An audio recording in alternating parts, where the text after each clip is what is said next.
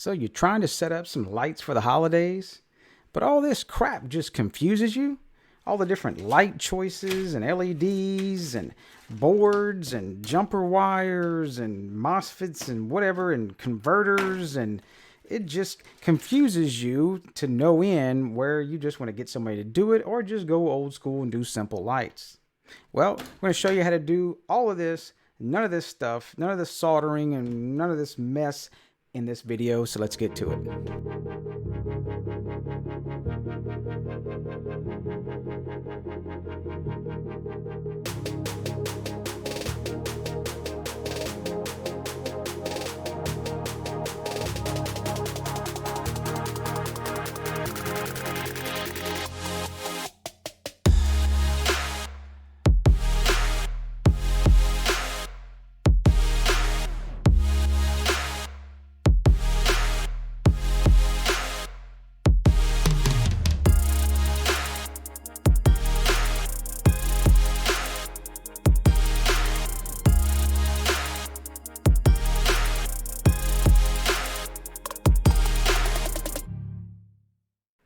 So the parts, pretty simple.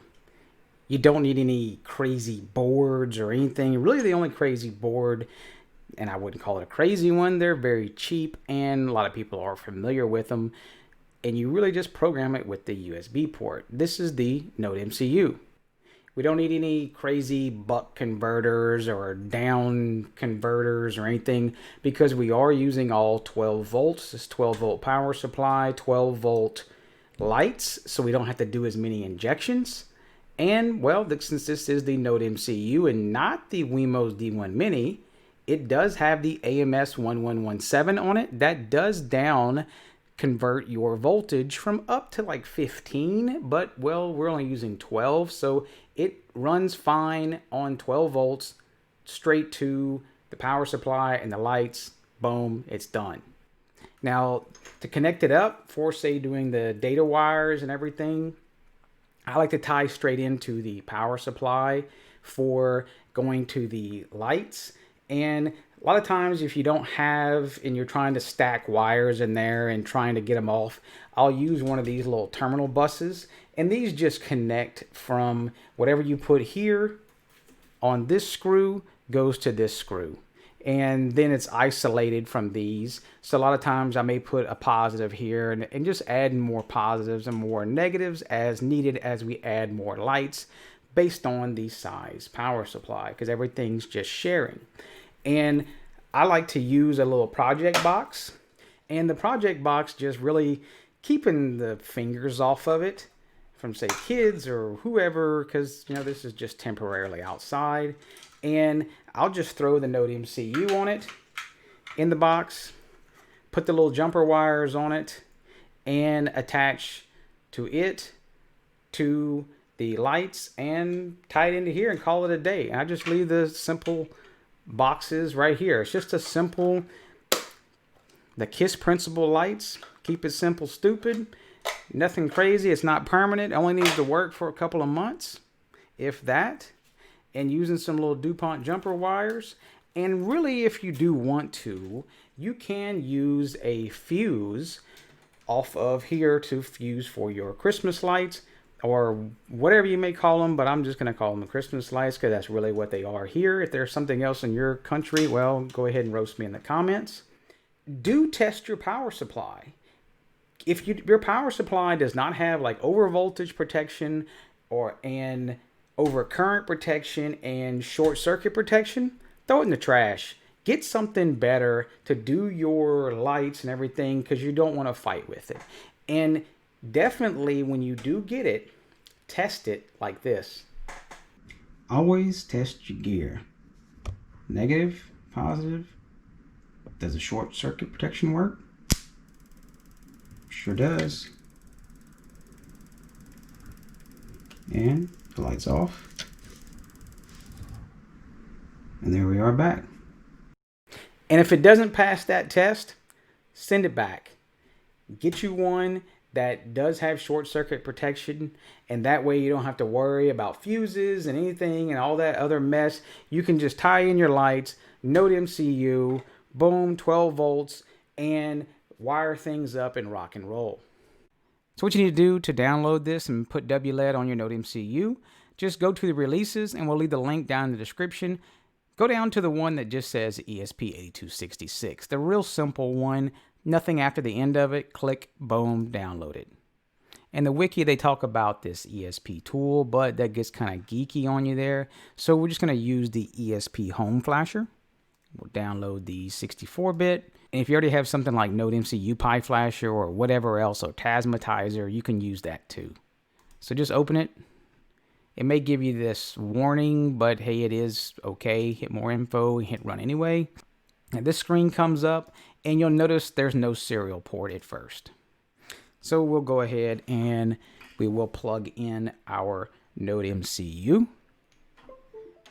And then go ahead and hit the refresh button here, and you should get your COM port. And for the firmware, once you have that picked, hit the button, flash ESP, boom, that's it. It's going to erase it, and it's going to throw WLED on there. Only takes a few minutes. It says done. Just go ahead and unplug it, and then plug it back in. And next, you do need to look for an access point, because you're going to look for the access point that says WLED such and such, and then the password is just going to be WLED1234 in lowercase. And then go ahead and put in your SSID, your password, any particular network settings, which usually you don't, and then just hit save, connect, let it reboot, and then you'll need to look on your Wi-Fi for your device that just attached, browse it at IP, make sure it does come up and you get the interface. If you're good to go, boom, we can disconnect it. Now we can wire this puppy up. So to talk about the lights themselves, these are just simple tricolor pixels with a little chip that does the controlling on the inside that changes the color. It's addressable, WLED talks to it. Now typically you're going to have the female side is going to be the input, be closest to WLED, and then this connects to another strand, and you just daisy chain them together. And these extra wires, we will talk about that here in a little bit. They do make several different other colors. There's the red, white, and blue one. It does make it a little bit easier to see your colors if you're having to splice stuff together, but of course you can see the wires. You probably want to put the green on the interior tree or something like that to make mama happy. Plug them in, boom, they're connected, and now these two strands will be connected together, and you can address any of the LEDs for your schemes in WLED. Now, talking about these plugs are not waterproof, so keep that in mind when you're connecting them up. Now, if you need to make them waterproof, because they do make several other different plugs. Of course, if you need to hook this together here and then run a different wire to it, you can plug these together. It does change the color of it. So if you using the pure green and you did want to see exactly which one was the data wire, ground, etc., you can just plug them in and go. Now, you can, and what I have done for outdoors where they are getting wet is I've used these for several different years, and there's tons of different types. These are little automotive, like 12-volt plugs, which is perfect because we're doing 12-volt here. And these are little waterproof plugs because they do have the little 3-rib gasket here. And you simply plug them together, and it becomes a watertight connection. And it works perfect for connecting two of these strands together. And then you can come back in and you could use something like this, these little splices that have 3 holes in them. And once you squeeze them down, it does squirt this type of gel out of them. It keeps them waterproof and keeps all the moisture out of them. So then you'd really have a waterproof connection between 2 strands. So, of course, everyone's is going to be different, and just kind of use your own best sense of what's going to get wet and what's not, and then go from there. Now, real quick about wiring. I know everybody has seen this before, but do keep in mind that some of the different speaker wire and stuff, that they will be called copper clad aluminum. that's not for using this. I would not use copper clad aluminum for powering up a bunch of lights. Now, if you were just powering up a small sensor, reed switch, whatever, probably perfect. This is a simple wall box of what you'd have a light switch in. We do not use, at least in the US, we do not use aluminum or even copper clad aluminum in our walls for high wattage and amperage that we use in the home. They use solid copper. So this is some other aluminum wiring. Now, if you're running a short little distance from WLED to your first light, hey, copper clad or pure aluminum may work well, but just give it a shot and see what happens. Or get you some pure copper stranded wire, whether you find it on Amazon, locally, or whatever, and definitely you'll be able to trust the connection. You won't have to worry about too much of the voltage drop, especially on these long runs. And another thing to consider is for Cat 5 cabling, because if you take a look at some of your Cat 5 cabling, you'll also notice the recommendation is, especially for running power over Ethernet, is solid copper, not copper clad aluminum. So kind of make your decision on what type of wiring you want to use in between your strands. But for me, I'm going to go with the people that are smarter than me, that do all this electrical engineering, and go with their recommendation on the solid copper. Now, the thing about voltage drop we did talk about is kind of imagine, and not going to go into any crazy technical terms. There are a ton of different calculators and everything. You could really figure things out, but eyes glaze over. I just want to do it simple, right? And just put up my lights. Well, the way to do that is I want to hook up everything on the floor in the house, garage, driveway, whatever it is, easy access. That way, if I see a problem, I can test all my stuff and I kind of mock it up and I can see exactly where any type of drops there might be. And what is the voltage drop? Well, imagine that you have two neighborhoods and there's 50 houses here, 50 houses here. So you have a power source on the left-hand side over here. So that'll be our power source, or our water source for the houses, say such as your water tower. Now, once that water pressure passes all through these 50 houses, there's not as much water pressure on the second neighborhood. So it may not be able to see exact by the human eye, but there is going to be a lower voltage from here to here. So in the terms of, as they add additional neighborhoods and additional houses, how would they correct the issue? Well, you would do it very simply. You would run another pipe from the water tower, skip this neighborhood, and run it straight to this neighborhood. And that's exactly what the injection is. Or you could actually run it past and then put it in the last part and inject water pressure on the backside. And that's what really the difference is, going versus 5 volt or 12 volt, because the additional pressure, which is the voltage, basically, I'm sure some electrical engineer is going to roast me in the comments and say I'm wrong, but hey, I'm just trying to do this in layman's terms, is the additional pressure of the 12 volts allows us to have more water pressure when we get to the end. So less injections. So basically hook everything up, and then when you get to the end and you really see a voltage drop where it's going to be too low of brightness, run you another set of wires, whether you use copper or copper clad aluminum. That's up to you. Just saying. Just splice it in. Use one of those little waterproof splices. None of that stupid soldering stuff up on a ladder or whatever, and just splice it in and be done with it. We'll go ahead and wire up our little NodeMCU with WLED to a single 50 pixel strand, and then we'll run it through a bunch of animations towards the end of the video. And this is a little bench power supply set at 12 volts, limited of 5 amps. and we'll show you exactly how many amps several different animations pull. That way you can get an idea of how many amps for a particular power supply you need to purchase based on your lights, because it's going to really be based on what kind of animations you run and brightness and number of lights, etc. And that way you can tell and kind of do a little calculation of what you need, and then give you a little bit of a headroom for your light setup. So once you do wire things up, which is just plugging in 12 volts to the NodeMCU, 12 volt power supply, showing a picture, and the data line to D4 on the NodeMCU, call it a day.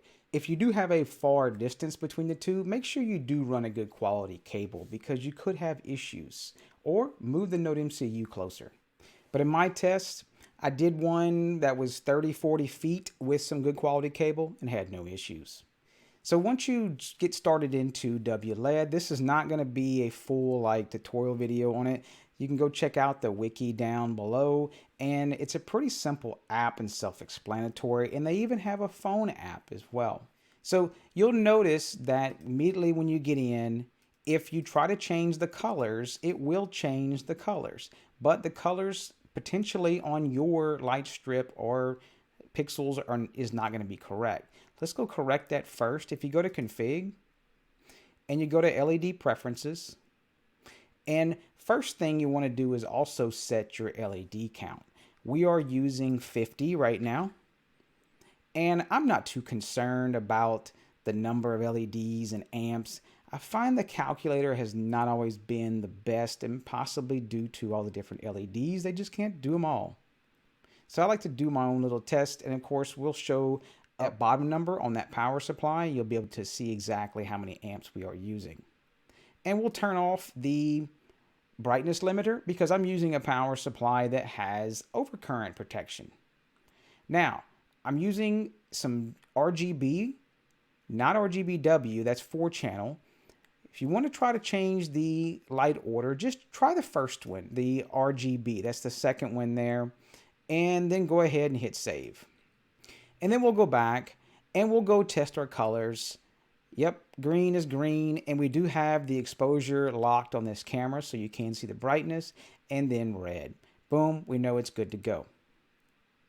Now, like I said before, if you want to dig around, go play around with the LED preferences. You do want to say if you want to hook it up to Hue for some reason, or MQTT, that's typically what we use, or Home Assistant. There's several different integrations to that, and it all ties in. That way you can set them on timers and everything and change automations. It's pretty cool. So go ahead and definitely dig around. There's a lot of cool stuff inside WLED itself, such as the segments and favorites, and you can cycle through all the different palettes. It's pretty cool, but we're just going to go jump in and check out a few effects right quick.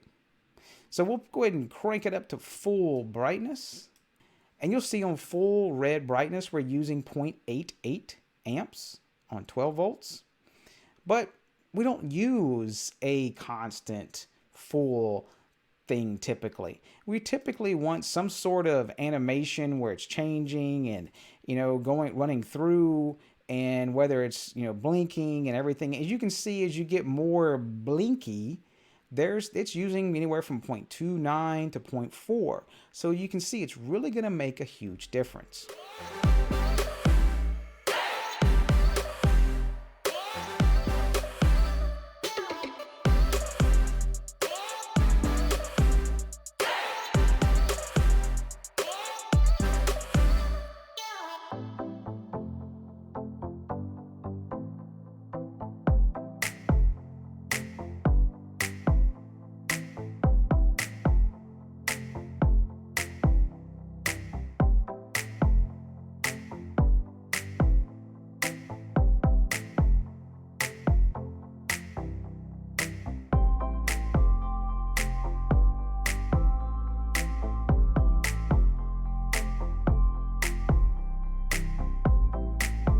I know we kind of went in depth and really maybe long for a little simple setup, but this is my simple setup of just that power supply, lights, NodeMCU, and wire. It's the one I've done several different seasons and works fine, works great, and it's real simple to do. Anybody can do it. You don't need to have any home automation stuff and none of that craziness. You can really just do this with a few simple things, and anybody can do this. And then your neighbors will be going, whoa, how'd you do that? Well, I did it with this simple little NodeMCU chip that costs less than probably $5 depending on your country, or even less than that. So if we definitely left anything out or you're kind of confused on anything, definitely join our Discord down below and ping a few people, and probably many will answer them, and possibly including myself. So I do appreciate all the Patreon subscribers, their support and everything. Definitely helps out bringing new projects and new products into the channel all the time. And yep, if you're not a subscriber, smash that subscribe button, thumbs up, give us a thumbs down, whatever you may, comment, and y'all take care.